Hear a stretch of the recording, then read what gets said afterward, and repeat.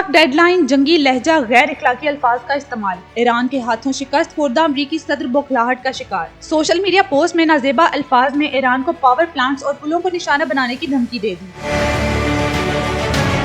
Trump का कहना था कि अगर ईरान ने अब नाए हुर्मुज़ ना खोली तो शहरी तंसीबात को निशाना बनाया जाएगा और ईरान पर कयामत टूट पड़ेगी। मंगल ईरान के लिए पावर प्लांट डे और ब्रिज डे होगा। अगर अब नाए हुर्मुज़ ना खोली गई तो जिंदगी जहन्नुम बना दी जाएगी।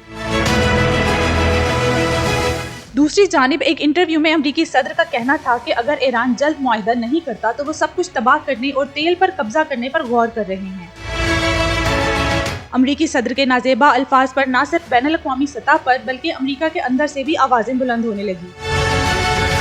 अमरीकी सेनेटर्स और सियासतदानों ने ट्रंप को पागल करार दे दिया। सेनेटर चैक शूमर ने कहा है कि ऐसे में जब लोग ईस्टर मनाने जा रहे हैं, ट्रंप सोशल मीडिया पर ऐसे नाजेबा अल्फाज इस्तेमाल कर रहे हैं। एमनेस्टी इंटरनेशनल की सरबराह ने ट्रंप की धमकियों को नफरत अंगेज करार दे दिया। अमरीकी सदर की पोस्ट पर आलमी मुबस्सिरीन भी हैरान दिखाई देते हैं।